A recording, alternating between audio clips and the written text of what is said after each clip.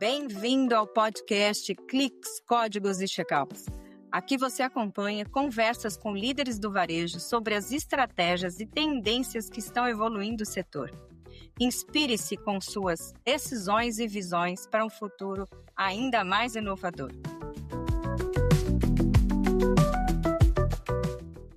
Bem-vindos a Cliques, Códigos e Checkouts, o podcast que conecta vocês com dados, comportamento e estratégia para entender o que está por trás dos bastidores do novo varejo. Eu sou Andrés Júlio e hoje a conversa é daquele que mistura números, propósito e muita execução. O nosso convidado é Yuri Cérvulo, gerente de CRM e Customer Insights da companhia Eri, com mais de 14 anos de experiência em marketing digital, CRM, mídia e liderança de equipes. Um profissional que já passou por gigantes como L'Oréal e hoje lidera um dos times mais estratégicos do varejo, transformando dados em crescimento real. Mônica. A Hering é uma marca que dispensa apresentações, né? São 144 anos de história, presença em todo o país e uma conexão afetiva que atravessa as gerações. Mas o interessante é ver como a marca continua viva e inovadora. O básico do Brasil hoje também é sinônimo de relevância, dados e cultura. E é exatamente sobre essa intersecção entre tradição e futuro que a gente quer conversar hoje. Yuri, muito bom ter você aqui com a gente. Muito legal, pessoal. Muito obrigado pelo convite. Estou muito honrado, grato, né, de poder participar desse papo com vocês. E só uma correçãozinha da Ering aí, acabou assim, né, que ela completou 145 anos em setembro agora. Acho que ficou até mais bonito, né, 145, o número ali, né, mas sim, de fato é muita história mesmo. Acho que vai ser um ótimo papo que a gente vai ter aqui. Obrigado, Yuri. Yuri, você tem uma trajetória sólida e multifacetada no marketing digital, CRM, né? Com passagens por empresas de diferentes culturas e desafios. Conta pra gente como foi essa jornada até chegar à posição de gerente de CRM e Customer Insight na Eri, e que te levou a escolher o caminho dos dados e da inteligência do cliente, não? Esse entendimento do cliente. Sim, claro. É, acho que tudo aí começa, essa questão dos dados, pela minha formação, né? Eu sou formado em estatística, né? Então, cara, já começa ali desde a faculdade, mas eu sempre tive essa afinidade muito grande com números desde criança, assim, né? Então, às vezes, quando eu era criança, aquela coisa, quem você quer ser quando crescer, não sei o quê. Eu lembro quando eu falava, eu quero ser cientista matemático. Imagina, criança, né? Já falando isso, assim.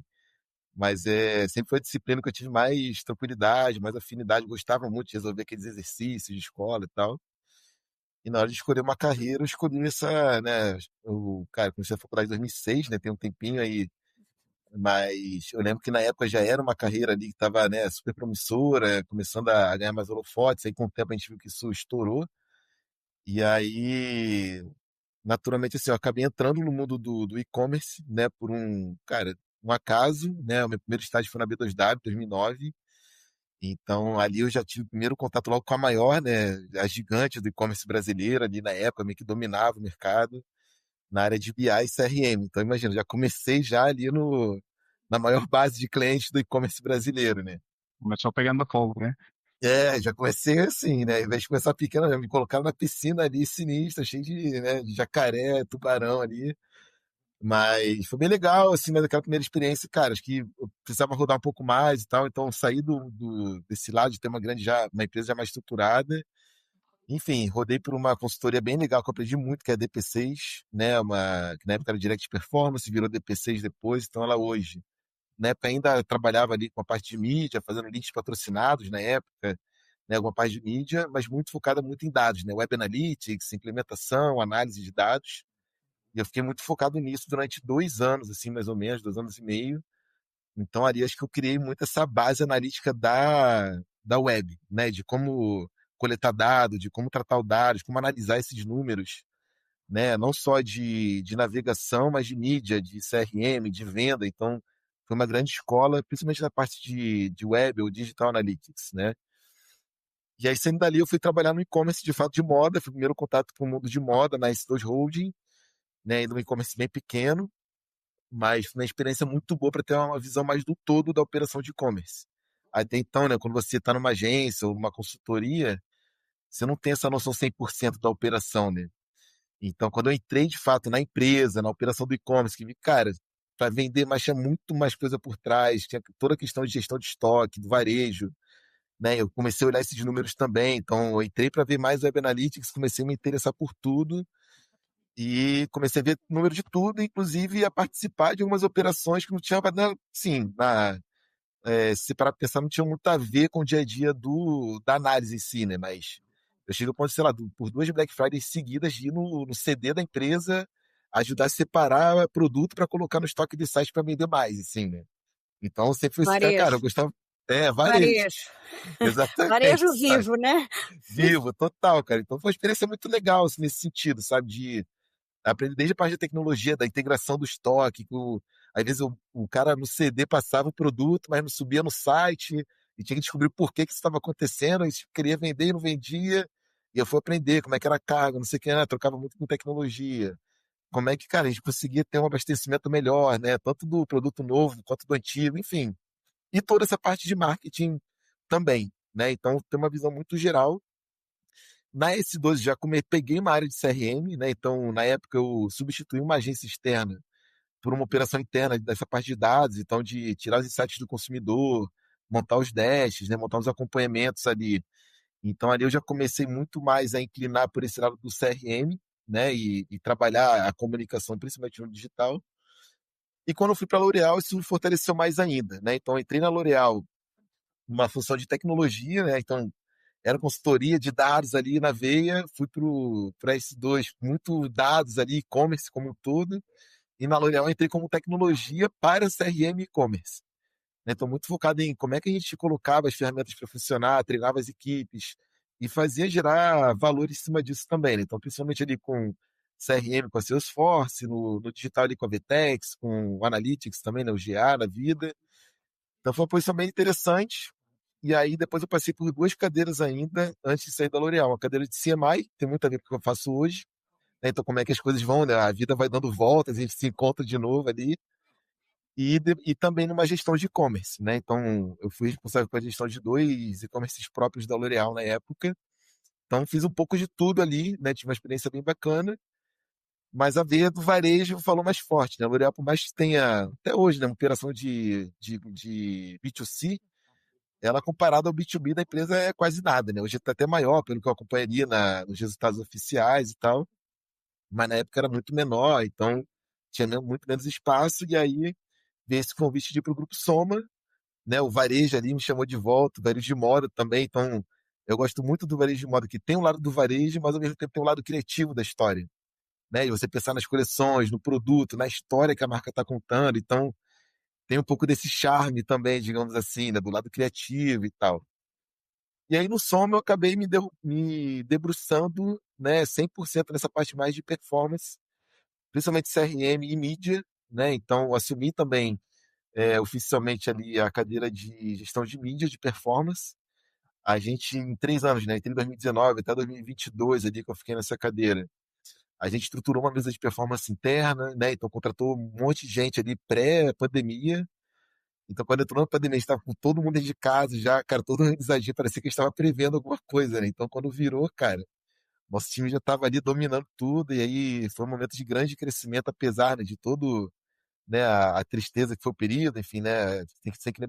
Tem que sempre lembrar disso, mas nesse sentido a gente conseguiu ter essa estrutura funcionando super bem, e aí, passado esse período, né, de CRM, né, de mídia ali do Soma, de 7 marcas, né, 8 marcas que a gente olhava junto, veio essa oportunidade de ir para a Hering, né, de mudar um pouco os ares. A Hering tinha sido recentemente adquirida pelo Soma, e em 2022 eu fui para a Hering pegando mídia performance inicialmente, depois assumi a mídia full funnel, né, então também o topo de funil para a marca, mantendo a performance. A gente olhava ali a mídia funil inteiro, né? E aí, há 1 ano e meio atrás, mais ou menos, eu fiz essa migração do digital, então saí da estrutura digital depois de muito tempo e fui para a estrutura de marca, né? Muito com a ideia de fazer com que o CRM fosse de fato multicanal, né? Que a gente olhasse todos os dados do cliente, tanto em loja, quanto no site, quanto no app, entendesse esse comportamento do consumidor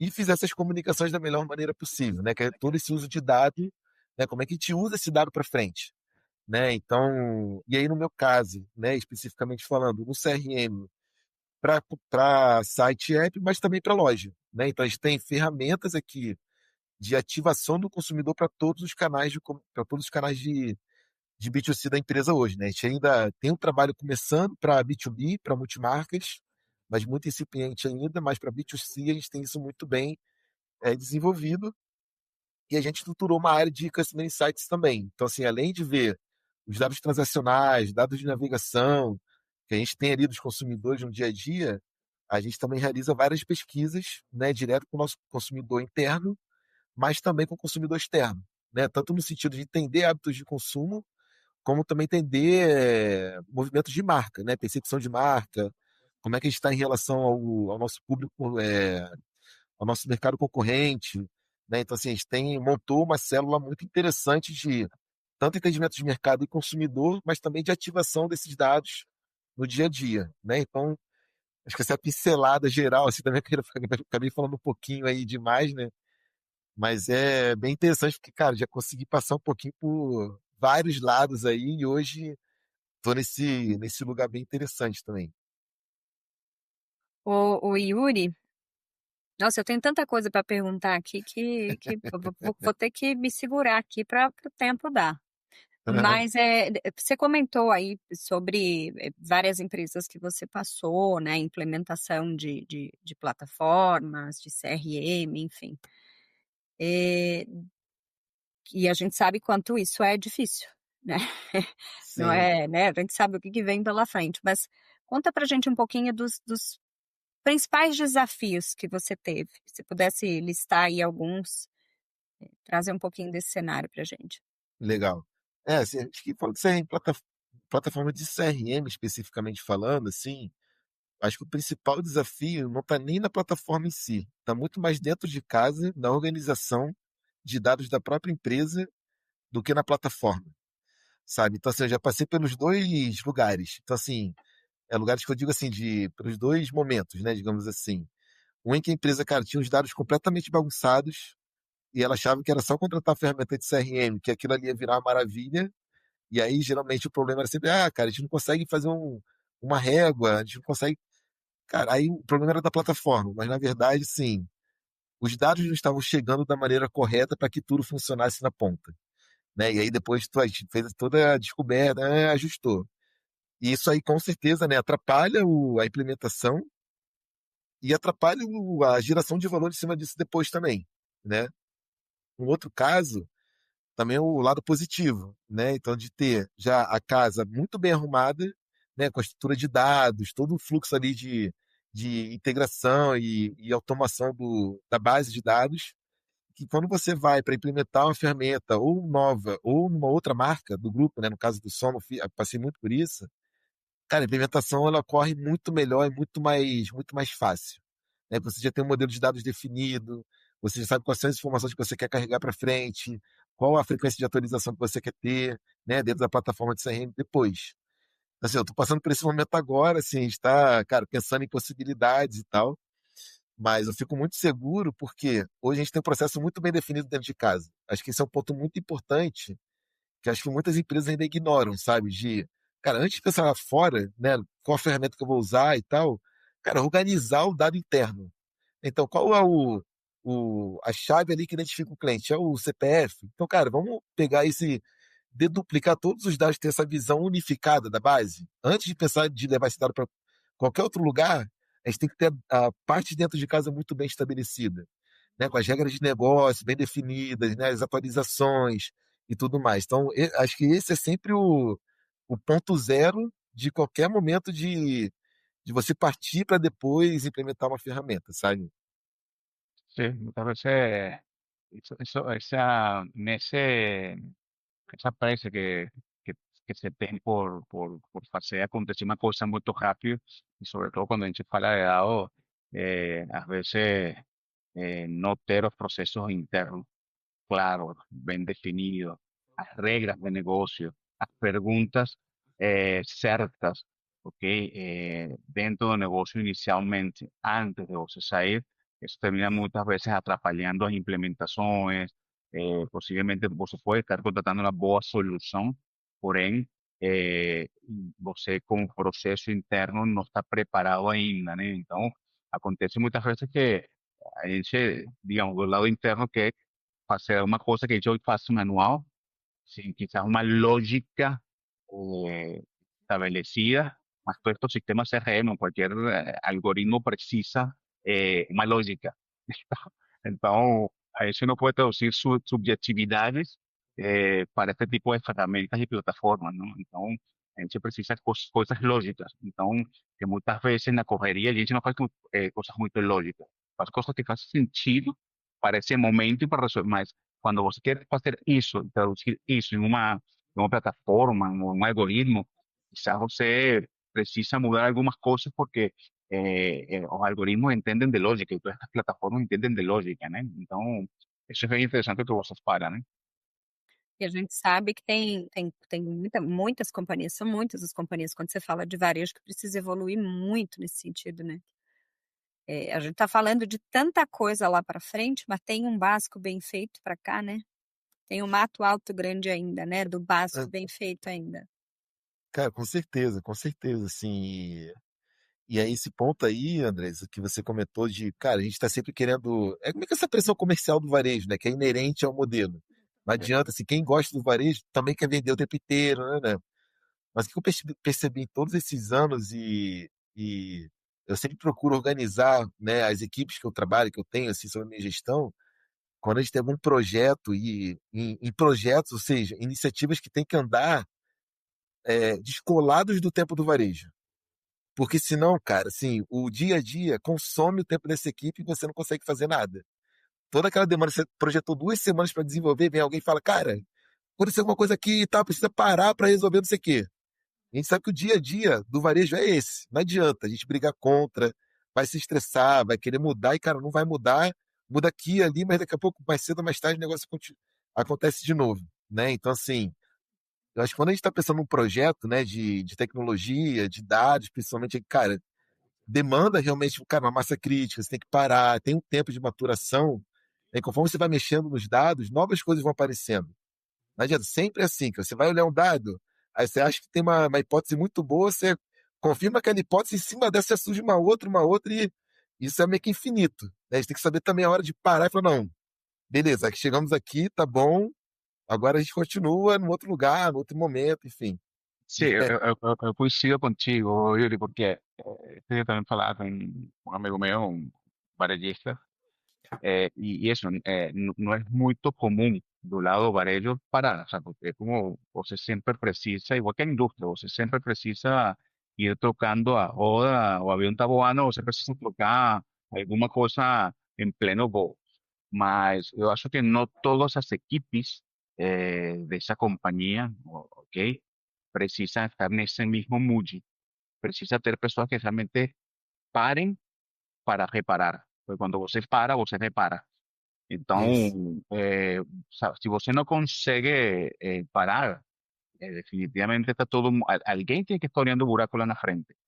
Ok? Alguém tem que estar jogando insights para novas, no caso de você, para novas coleções, para novos layouts, para nova comunicação, de como vamos fazer para capturar e engajar melhor nossos clientes dentro das lojas.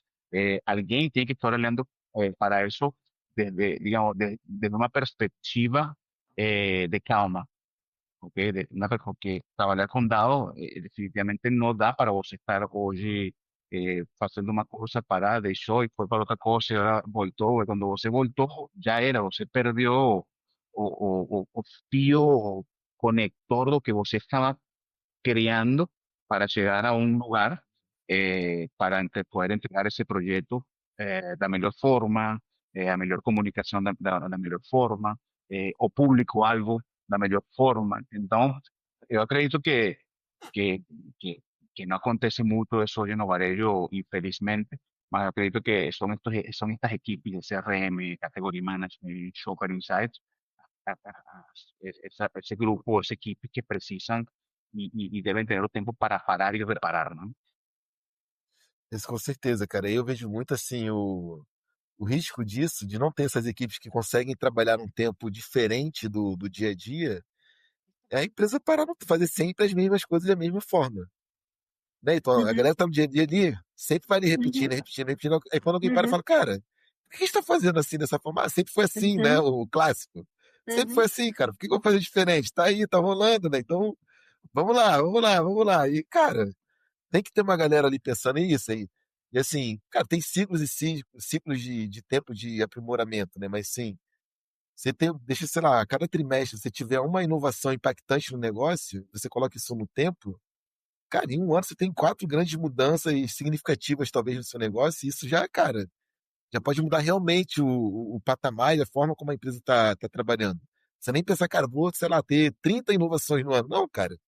Uma por trimestre ali, conservador, cara, mas bem feito, estruturado, com a galera ali focada e o time também da operação tem que ser receptivo. Tem isso também, né?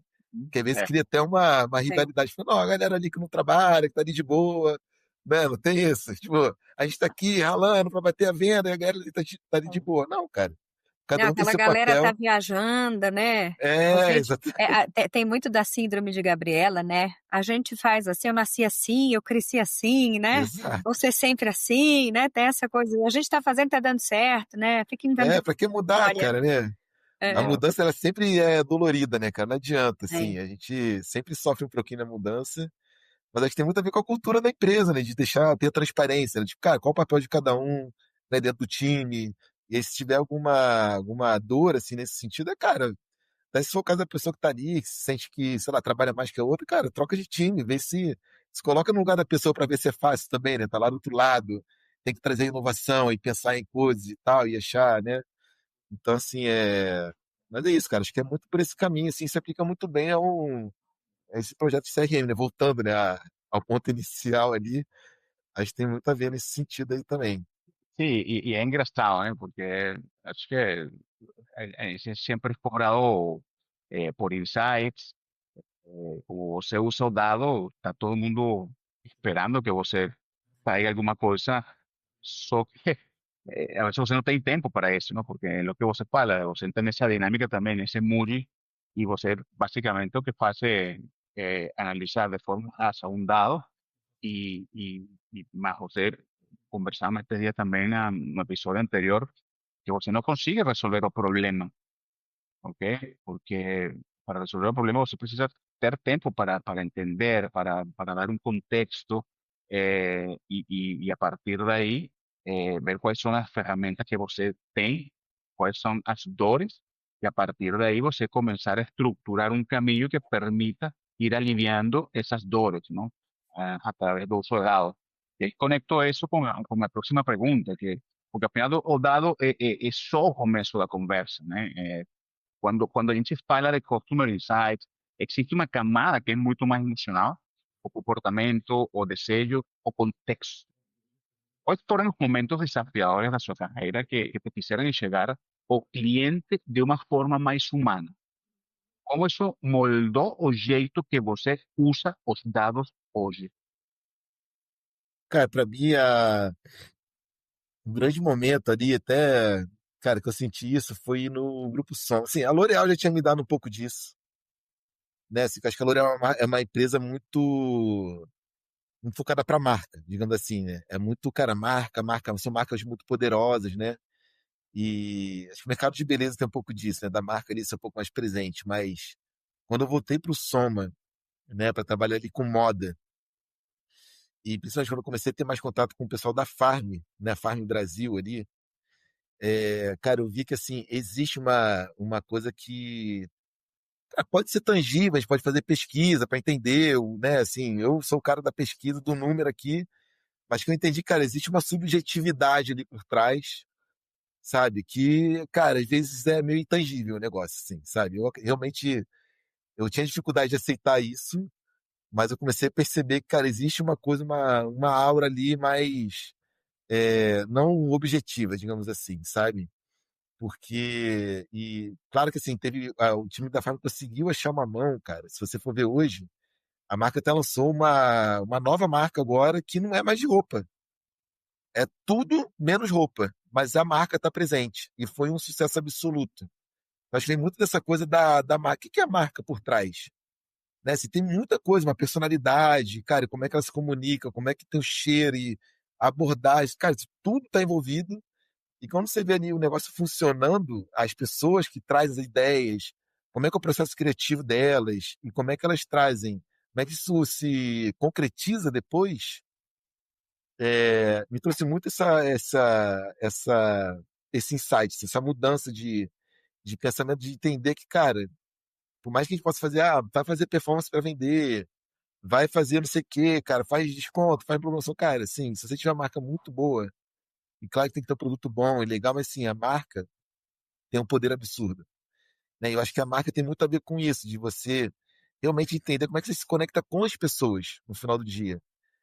Né? Porque assim, cara, se fosse fácil ali, só uma coisa objetiva, lógica, cara, você poderia ter um how-to aqui de como criar uma marca de sucesso e qualquer um poderia fazer esse negócio funcionar, né? Só que não é tão simples assim. Tem uma percepção, cara, das pessoas, como é que elas enxergam, como é que elas se sentem com o produto, principalmente, que é outra coisa, né? Então, assim, e aí hoje até assim, a gente tenta, né, achar formas de metrificar isso. Né? Tem todo o funil lá, aquela coisa do awareness, da consideração de compra, da coisa da preferência, né, da marca, o top of mind, enfim, a gente tem vários indicadores, né, que a gente acompanha e tal, que tentam metrificar isso de certa forma, são super valiosos, mas acho que sempre vai ter ali um ruído inexplicável, sabe? De como é que você consegue de fato criar essa conexão emocional com as pessoas, assim. Senão é isso, eu sempre caio nesse lugar de falar, cara, não, é possível metrificar, mas eu vejo, cara, cada vez mais, cada ano que passa, se vê marcas novas fazendo coisas que a gente achava assim, caraca, como é que uma marca dessa deu certo? Deu porque se conectou, cara. De alguma forma ela se conectou com o público dela ali. Consciente ou inconscientemente, mas rolou uma conexão, sabe? A gente E aí, vê Lu? marcas com menos de 2 anos, você vê marcas com menos de 2 anos, 3 anos, 4,5 bi de doll, né? É umas coisas assim que você fala, peraí, deixa eu olhar. E você vai entender um pouco essa história, você vai entender como é que a marca criou essa conexão, quer dizer, tem todo um contexto de comunidade em volta, de protagonismo, quer dizer, de entregar para as pessoas aquilo que elas querem ser, né? Tem muito disso, né? Sí, y hoy, Mónica, también hoy ya você no consegue só deixar o músculo a marca, ¿ok? Porque definitivamente ya equity o awareness já sozinho já hoje não te ajuda a vender. Então, tem muitas marcas que eu já conheço, tem uma marca muito forte do, do analgésicos que eh, cada vez perde, ok? Y varias perdem. Então, e perde para produtos inclusive más baratos. O sea, no tem um engajamento esos produtos baratos. Então, como você consegue sobreviver nesse cenário? Es engajando, es conectando com as pessoas. Ok? Então, porque a veces também a excusa do preço, acho que o preço sim é importante, mas a gente tem que entender a perspectiva do preço não como um elemento diferenciador. Então, o que você vê maiormente são grandes marcas entrando em guerras de preço para manter o que eles já têm. Ni siquiera es para ya trazer más, porque trazer, no, es para manter o que eu tenho para não perder. Então, isso que você toca é importantíssimo, porque você precisa começar a trabalhar esse funil de formas muito mais, de formas diferentes, mas não deixando só toda a responsabilidade ao nome da marca. É importante, mas já não é sinônimo ou garantia de sucesso, né? Exatamente, cara, exatamente, assim, e é importante, assim, ter esse, eu acho, assim, pelo menos aqui a gente trabalha dessa forma, e minha cabeça é muito analítica, né, então eu sempre procuro, né, formar modelos analíticos de tudo, assim, cara. E quando a gente fala de marca, assim, a gente fez um trabalho bem legal quando a gente criou essa área, de tentar modelar isso, né, de certa forma, assim, mas tem todo esse, né, mundo subjetivo e tal, que você entende assim, cara, o que que eu estou fazendo e qual é o objetivo de cada coisa, né? Então, assim, o awareness, ele é importante. Mas, de repente, cara, você tem uma marca, cara, consegue ter um engajamento maravilhoso com a sua audiência. Mas se a audiência for muito pequena, também você, cara, vai ser muito bom ali e vai ficar naquele lugar, né? Então, como é que você aumenta esse awareness, mantendo o engajamento, até melhorando esse engajamento? Né? Quais são as ações para cada objetivo, né? De você estar trabalhando ali e tal. Então, eu acho que é importante ter muito isso claro em mente, assim, sabe? Então, a Fale mesmo, cara, de repente, assim, era uma marca, cara, que tem uma audiência super engajada, mas talvez o awareness dela não seja tão grande, né? Muita gente conhece, tal, mas talvez tenha muito mais gente ali. Sei lá, se a gente comparar com a Hering, por exemplo, cara, a Hering tem muito mais awareness que a Farm, né? Então, assim, a Hering, cara, tá 145 anos aí, como a gente falou no início e tal. Mas mesmo hoje ela consegue, né, nos dias atuais, aparecer mais, tá mais, né, nos grandes espaços de comunicação e tal. A Farm já tem uma outra forma ali de lidar, cara, ela tem um awareness dentro do contexto dela. Mas eu acho que é importante ter esses modelos assim, né? E na prática também ver se está funcionando, né? Então, assim, você falou, cara, a gente precisa ter essa conexão com o público, né? Entender o que esse público está querendo, mas tentar também antecipar alguma coisa para surpreender é importante, porque senão, assim, vira só uma coisa, o meu consumidor quer isso, eu vou lá e dou, beleza. Ele quer isso, eu vou lá e dou.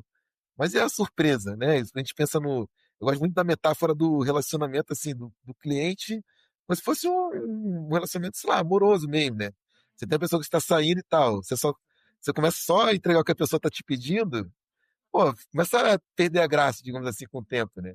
Você tem que, cara, dar uma surpresa, fazer uma coisa diferente. Senão você cai no óbvio ali e acaba enchendo o saco, digamos assim, né? Então acho que é legal ter isso também, né? Você tem a inovação, né? Trazer uma coisa que o consumidor, cara, de repente ele te traz, só que com outras palavras, e você consegue entender melhor juntando, né, várias coisas que estão acontecendo ao mesmo tempo. Aí tem um pouco da intuição que vem nesse momento também, né? Que é muito importante, assim, a intuição guiada pelos dados, por tudo que está acontecendo, né? Então, assim, mas é um ponto, é um item interessantíssimo, assim. É, tem muitas marcas que fazem isso muito bem, né? Mas eu acho que tem muita oportunidade hoje ainda de muitas marcas serem melhores nesse sentido, sabe? Sim, tem muitos cases interessantes, né? Muitas marcas muito grandes fazendo, mas eu sinto que às vezes assim, a pressão do negócio também, né? Como no mesmo caso do projeto, às vezes não, cara, a marca tem que fazer isso aqui, tem que estar presente em tal lugar, e nananã. Você fala, cara, mas a gente tem que estar, o nosso consumidor está lá, ele está realmente ali, né? Tipo, presente naquele lugar, ou fazendo determinado tipo de ação para a gente se conectar com ele. E nem sempre a gente consegue casar, né, o que o consumidor está ali necessitando, pedindo, com o que a gente tem que fazer no final do dia, né? Então é sempre na teoria, seria lindo ter um modelo que só respondesse a isso, mas acho que na prática sempre tem um lado meio político ali, né? Que joga um pouquinho para o lado, joga um pouquinho para o outro, a gente fica ali meio que, né, fazendo essa gestão ali do que é importante ter do lado político e do lado técnico da história, né? E que esa parte que eu gosto do dado, né? O dado não tem cintura. É, Então, não tem. o dado é o dado. Então, já a política é outra coisa, ¿sí? Então, Sim.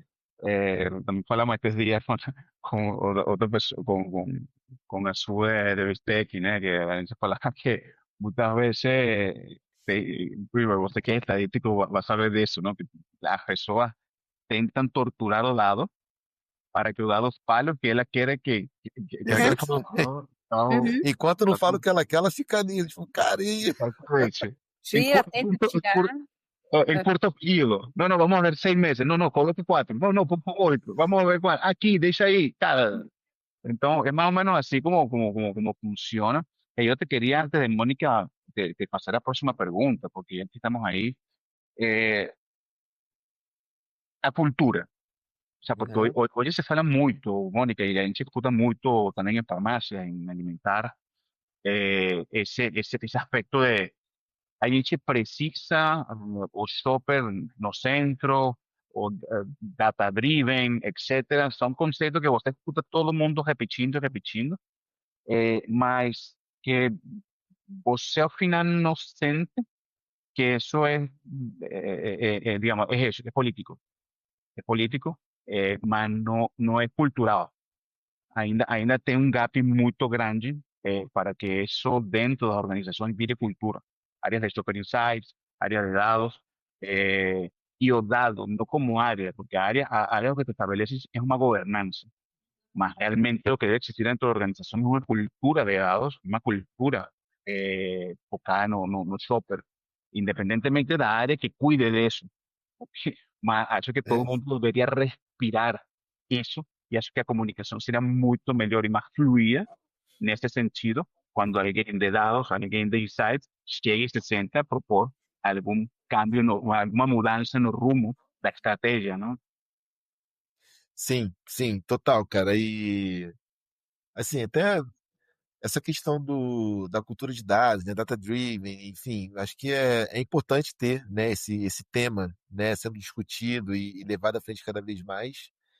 Mas eu concordo contigo também que é isso, cara, assim, quais são as empresas realmente, cara, que tomam decisões 100% ou, não sei se 100%, mas com maior peso para os dados de fato nus e crus do que para o lado político, né? Assim, então, claro que toda empresa vai falar que não, cara.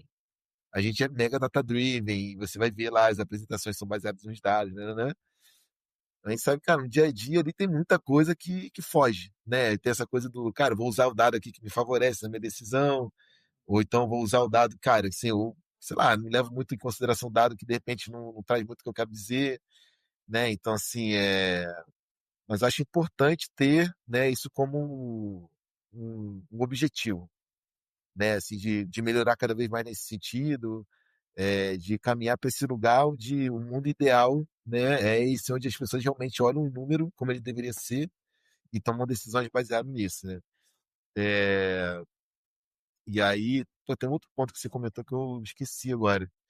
Eu queria muito falar. É, sobre o shopper, né? Sobre a informação do cliente no centro, assim. Eu acho que é um desafio muito grande, principalmente varejo, tá? Assim, então, cara, dentro da minha trajetória do varejo, de moda principalmente, né? Mas assim, eu sempre vi muito a visão produto ser muito mais forte que a visão cliente.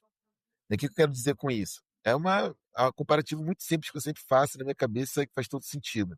Quando você pensa em vender, você está no varejo, qual é a equação da venda, basicamente? Cara, quantos pedidos ou itens você teve ali e qual, se for pedido, o ticket médio, se for produto, o preço médio. Você multiplicou um pelo outro, você tem a receita. Mas você entende que não tem nenhum número de pessoas. E quantas pessoas estão comprando? Quer saber de produto. Então, assim, a maioria das empresas quer saber de vender produto, cara. Então, assim, se não tem nem no básico, quantas pessoas, até. E eu faço a pergunta, às vezes tem né, apresentei os números da Ering para várias áreas aqui e tal. Mesma coisa que eu falo, cara, quantas pessoas compraram na Ering no último ano? Vocês sabem? Poucas pessoas sabem. É até uma pergunta interessante para fazer em outros lugares. Cara, quantas pessoas compraram, identificadas, né? Pelo menos que tem a identificação e tal, mas quantas pessoas se identificaram no último ano? E todo mundo ficava assim, caraca, cara, sério, esse montão de pessoas compram. Cara, é muita gente que compra. A Hering é gigante, tá no Brasil inteiro, tem não sei quantas lojas, aí começa todo. Né? Então a gente faz um pouco desse trabalho aqui de tentar trazer essa cultura de pensar que assim, cara, beleza, vendemos produtos, tem produto masculino, feminino, infantil, e cara, todos que você possa imaginar aqui de vestuário, mas no final quem compra é uma pessoa, cara. Quem são essas pessoas? Né? O que elas estão consumindo, mas sim, quem são elas? Onde elas moram? O que elas fazem da vida? Qual o hobby delas? Né? O que elas estão procurando quando vem comprar um produto na Hering? O que elas estão esperando do nosso produto? Sabe? Então, assim, ao invés de só falar, não, cara, vamos vender a camiseta, ao invés de ser uma bermuda chino, vai ser bermuda chino, sei lá, com bolso do lado, que antes não tinha o bolso, agora vai ter o bolso. Então, mas por quê? O que isso vai mudar ali na jornada da pessoa no dia a dia? Sabe? Vai melhorar o dia a dia dela? Não vai? Tipo, sabe? É uma demanda que veio da galera, é uma coisa que a gente acha que vai ser legal, baseado nisso, naquilo. Mas falta muito essa conexão ainda. É assim, eu vejo isso como muita oportunidade. Né? Que acho que a partir do momento, e a gente, né, tenta aqui cada vez mais trazer isso, e quanto mais as pessoas de produto conseguirem entender que tem muito insight interessante na parte de cliente, né, que eles já deixam ali com a gente, mas tem várias pesquisas que a gente pode fazer e tal, a tendência é os produtos serem cada vez melhores. E eu realmente acredito que é uma via de mão dupla, assim, do tipo, cara, quanto mais você escuta a pessoa, melhores produtos você desenvolve para elas, as pessoas ficam mais satisfeitas com isso, E a empresa também, porque ela vende mais. Então, assim, entende como é que é uma coisa tão. Parece muito simples, né, cara? Mas, assim, é difícil de. A gente fala muito sobre isso aqui. A gente fala que Ah, tem produto para depois olhar para cliente, né? Quando na verdade devia ser, deixa eu olhar para a pessoa, deixa eu olhar para o cliente, deixa eu olhar para o shopper, né?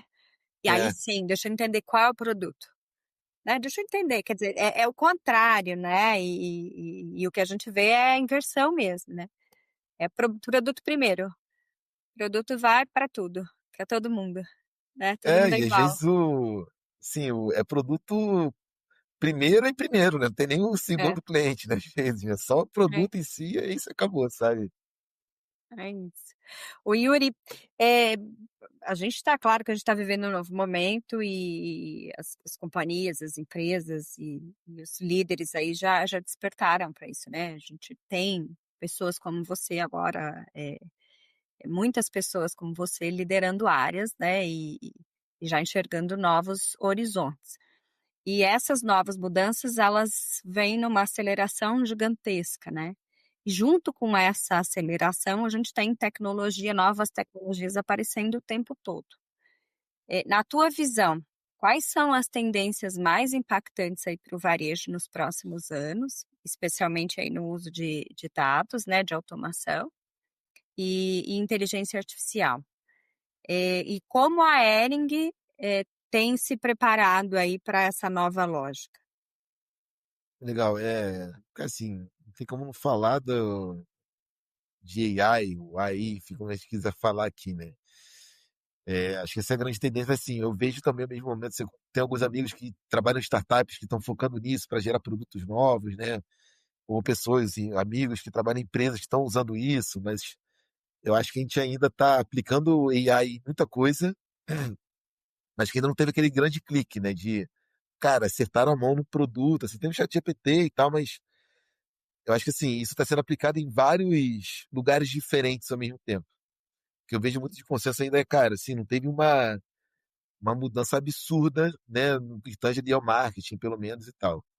Mas acho que isso é, de fato, uma forma assim, que a gente precisa entender como usar melhor, isso vai ser o que vai ditar e está ditando agora. Mas assim, quando a gente fala de dados, de consumidores e tal, assim, que eu vejo muita galera usando é a questão de personalização. Né? Isso aí, assim, é inevitável. Tem muitas empresas que já muito lá na frente, né? Os grandes varejistas, sei lá, a Amazon tem o algoritmo próprio, né? A Shopee, enfim, tem, cara, varejistas aí, assim, bem lá na frente, mas acho que tem um mercado grande ainda, a galera ainda descobrindo, né, como fazer isso da melhor forma, e a tendência é que os algoritmos fiquem cada vez melhores, né? Então, assim, de como recomendar o melhor produto, de como atender ou entender melhor esse consumidor cada vez mais, eu acho que enriquecendo cada vez mais a coleta de dados, né? Então, assim, acho que a estrutura do pensamento ela não muda. Mesmo com a inteligência artificial, mesmo com o avanço da tecnologia, cara, a gente continua coletando, armazenando, processando o dado e usando o dado depois. Isso aí não muda, cara. Isso é o mesmo algoritmo, digamos assim, da informação. O que muda é que, assim, agora a gente consegue ter muito mais dados coletados de várias outras fontes, a gente consegue armazenar muito mais dados, a gente consegue processar muito mais e muito mais rápido, né? É isso que está acontecendo no mundo. Então, assim, as aplicações, assim, são quase infinitas, né? E todo dia surge mais e mais. Tem aplicação em cima da aplicação, e da aplicação é um negócio exponencial ali. Então, qual é o grande desafio, eu acho, hoje? É saber, cara, olhar para o negócio, né, entender qual é a sua necessidade. Cara, eu tenho. Meu negócio aqui tá mega maduro, vou colocar um monte de coisa de AI aqui no meu dia a dia para fazer. Só que, pô, às vezes não tem um básico bem feito, cara. Não é aquela coisa, não tem uma base estruturada para poder pegar, porque assim, o modelo de AI só vai funcionar bem se você mandar uma informação boa para ele. Se não tiver informação boa, esquece, cara. Vai começar a fazer um monte de coisa lá, ó, como se fosse a melhor coisa do mundo, mas, cara, só Deus sabe o que vai acontecer.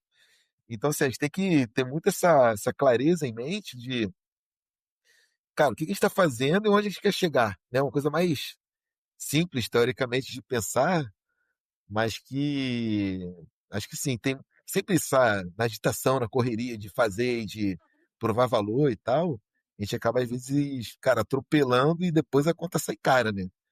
tanto em resultado ruim ou quanto em investimento alto e tal, que ele fala, ah, pô, implementei um negócio aqui, cara, de tecnologia avançada e, pô, o negócio não dá resultado, não funciona e tal. Né? Que a gente escuta com frequência isso, né, cara? Então, acho que é isso, precisa ter mais né, essa clareza do que está sendo feito ali, né? E para onde as pessoas querem ir, cara. Senão, qualquer coisa serve no final do dia, né? É exatamente isso. Exatamente. Não sei onde eu quero chegar, né? Então eu vou de qualquer jeito, né? Mas de qualquer jeito aí você escolhe depois, né?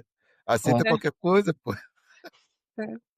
Y Yuri, eh, eh, ver cómo él mismo, siendo una marca centenaria, sigue relevante porque entiende gente de verdad. O que você acredita que faz a Ering uma marca tão duradoura e emocionalmente presente na vida dos brasileiros? Existe um segredo por trás dessa conexão que atravessa gerações? Cara, acho que a cultura da empresa é muito nesse sentido, sabe? Ela funciona realmente assim, cara. E, assim, antes de entrar na Hering, eu tinha uma visão. Quando eu entrei na Hering, fui lá no museu, lá em Blumenau, né? A Hering é de Blumenau, né? Originalmente. Então, tem várias ruas lá na cidade com o nome de pessoas, né? Da família Hering, né? E tudo mais. Isso é bem representativa. E quando você vê lá o museu, cara, assim, de vários momentos históricos que a marca passou, e ela tá sempre se mantendo atualizada, acho que esse é um primeiro grande diferencial, né? Então, assim, ela nunca, apesar de existir há 145 anos, ela nunca parou, né? Então, ela sempre trazendo produtos novos, se comunicando, né, com as pessoas de uma maneira diferente, de acordo com os tempos atuais, sem perder a base sólida que ela tem, né? Então, sempre tem essa base sólida mantida, mas sempre atualizando, né, de acordo com o momento atual.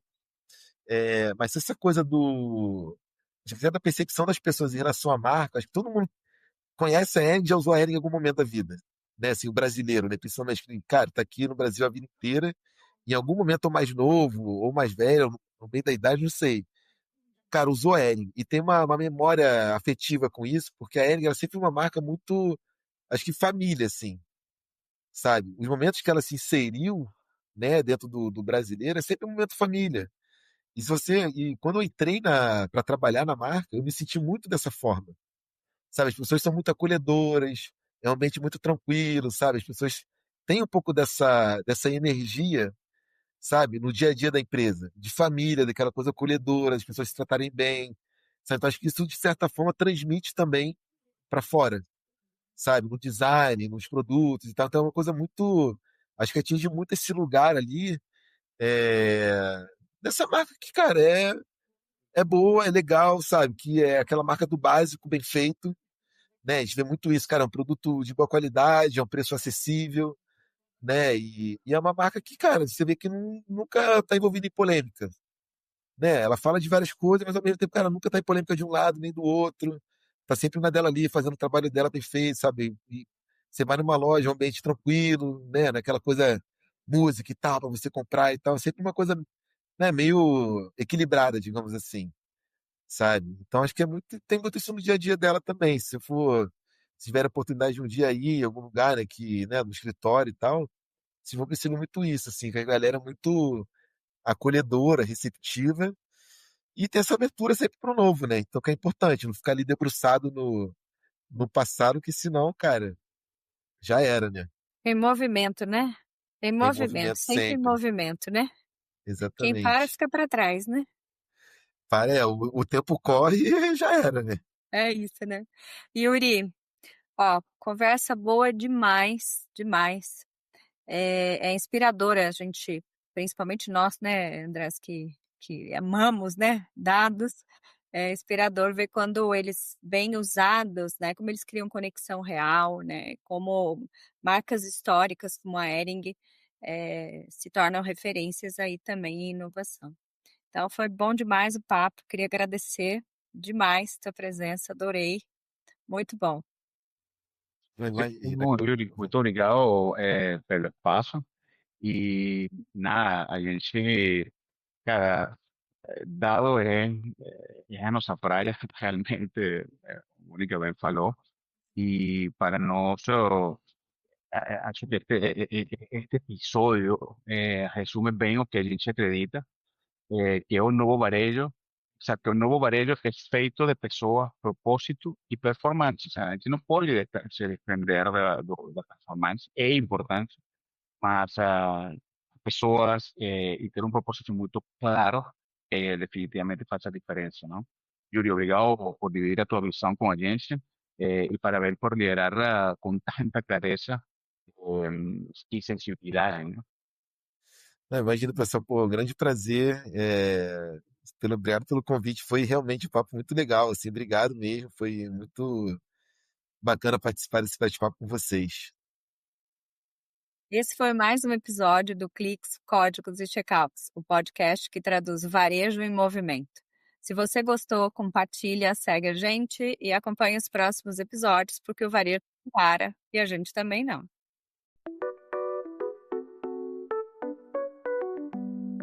Obrigado por escutar o podcast Cliques, Códigos e Checkouts. Esperamos que essas ideias contribuam e impulsionem a sua visão para o presente e futuro do varejo. Até o próximo episódio.